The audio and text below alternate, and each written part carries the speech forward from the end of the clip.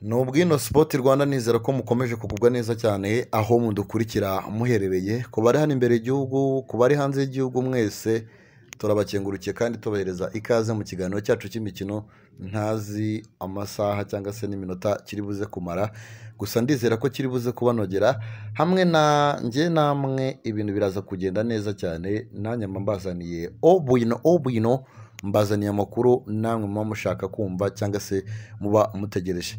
Ubwo rero Imana ishimwe ko wowe wakanda subscribe nawe utarakanda subscribe nicyo gihe kujya nawe ukande subscribe hanyuma twibanire muri iki kiganiro kuva gitangiye kugera kirangiye umenye ido n'ido umenye akantu ku kandi kerekeye uno mukinnyi bamwita Muhadjili akomeje kuzira iki mu by'ukuri kuba adari guhamagarwa none umutoza w'ikipe y'igihugu Amavubi ese we arabivugaho iki byose nibyo tugiye kurebera hamwe muri iki kiganiro. Ubwo rero nizere ko bando zanyu mwazifite rwose zihagije kugira ngo mwumve ikiganiro cyose kuva gitangiye kugera kirangiye hanyuma muze kugenda mugubwa neza cyane. Reka twatake rero twanjame twihuta cyane n'inkuru yacu.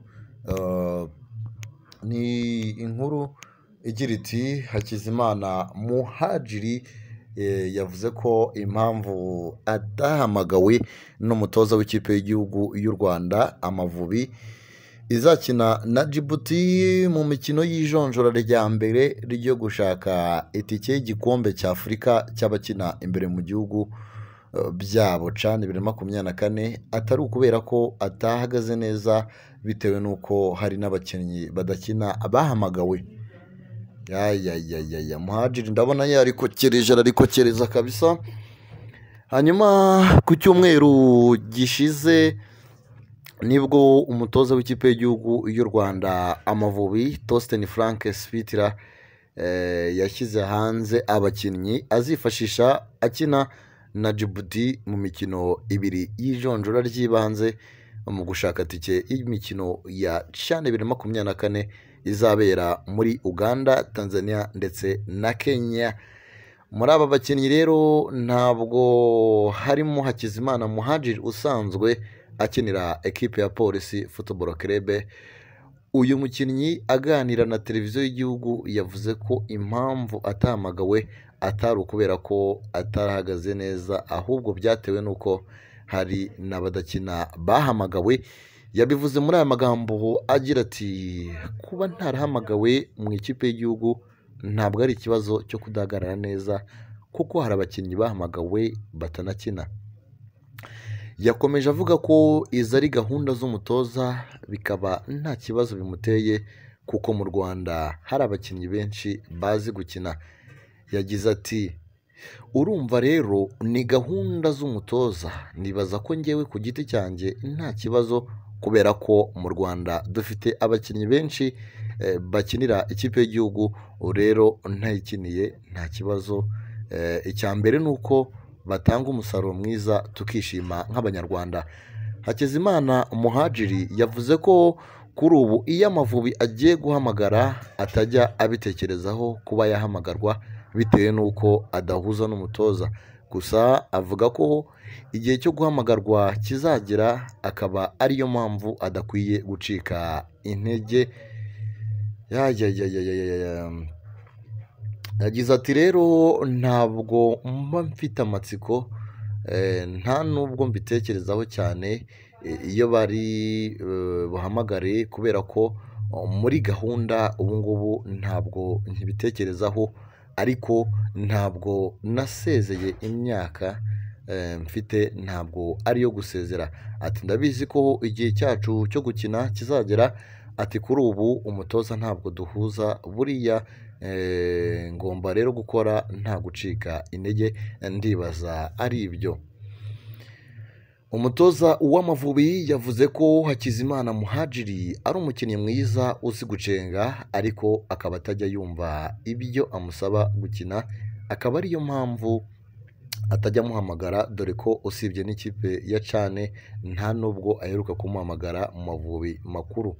Uyu mukinnyi ukina mu kibuga hagati afasha ba rutahizamu gusatira yahamagawe bwa mbere mu ikipe y'igihugu muri 2016, akaba amaze gukina imikino 35, akaba yaratsinzemo ibitego 7, yabanje mu kibuga imikino 18, asimbura inshuro 13 kuva Tosin Frank Spitler yahabwa gutoza Amavubi, amaze gukina iminota 3 gusa ubwo yinjiraga mu kibuga asimbuye Hakim Sahabo ku mukino wa gishuti wabahuzaga na ekipe ya Madagascar. Mu by'ukuri uyu Muhadjili nawe akwiye kwisuzuma n'akareba actually niye mpamvu no mutoza atajya amuhamagara muri ekipe y'igihugu. Mu by'ukuri ese ku ruhande rwe ibyo agakwiye gukora aba yabikoze? Mu by'ukuri Muhadjili buriya n'umwe mu bakinnyi b'abanyarwanda bazi umupira pe, nawe arabyemera akazi umupira, akazi gucenga, ariko nawe ikibazo ahura nawe ni kimwe, buriya manyinya urakayinywa ariko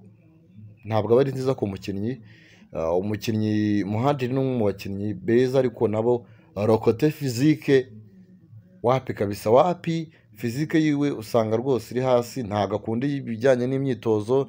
Ni handi ujya kumva muri Police Football Club bamuhagaritse kubera ko ngo yasibye imyitozo. Muhadjili nawe hari indiscipline afite hanze y'ikibuga, nawe ubona ko adashaka kuzamura urwego. Mu by'ukuri Muhadjili ni umwe mu bakinnyi bagiye bogezwa cyane, bavuga bati Muhadjili ni umwe mu bakinnyi agashobora kurara mu kabari arimo afata rimwe, ariko ngo yaza mu by'ukuri ngo iyo minota ngahe ngakinnye akabasha kuba yatsinda ibitego. Mu by'ukuri ibyo ngibyo rero muri Banyarwanda baje bakamushyiramo nawe akagenda the same no kuri Niyonzima Olivier Sefu nawe aravuga ati ni umukinnyi ngo mwiza, ngo ibyo ngo yakora byose ngo nubwo atakora fizike, ngo iminota mike yonyine ngo ashobora gukina actually ngo ashobora gutanga ibirenze kabisa, ariko ibyo ngibyo ntabwo ari byiza cyane. Even aba bakinnyi bose uko bagera kuri 2 no mu ma equipe yabo bakinamo ntibakibanzamo, basigaye bahabwa iminota mike ishoboka kubera icyo kibazo n'ubundi cya fizike.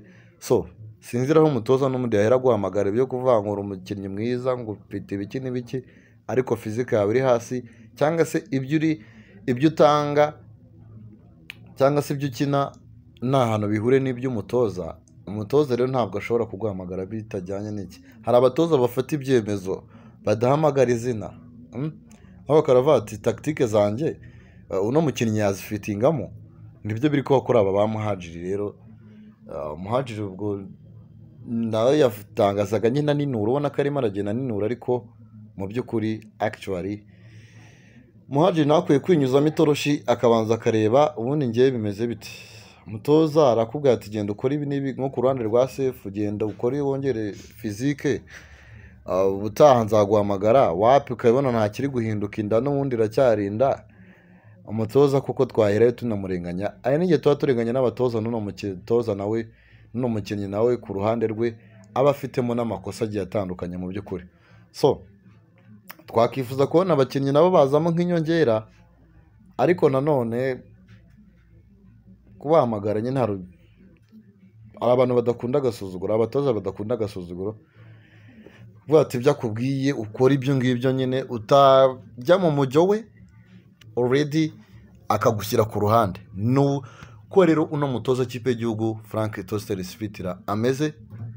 Ikindi kandi uno mutoza ameze neza cyane, arimo aragenda atsinda rwose imikino igiye itandukanye, afite resultat nziza cyane.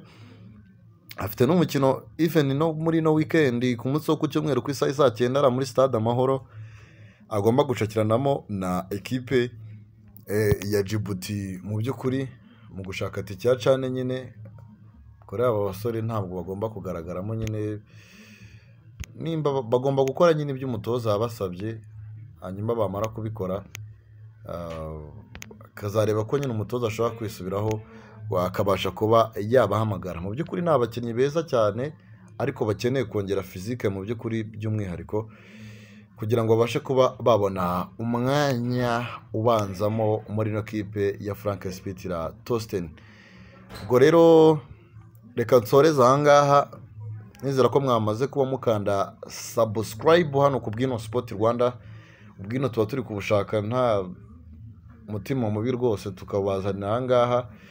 Ubwo niba ushaka kugira ngo uzajye ubonera ku gihe ubone notification, ukanda kuri ako kazogera, ukande inshuro ya mbere, wongere ukande inshuro ya kabiri gase n'umweru, nibwo ikiganiro kigiyeho bahita baguhereza notification ikubwira ko hari ikintu gishya cyaporodinzwe kuri chaîne yacu ya Ubwino Sport Rwanda. Mukomeze mugire ibihe byiza.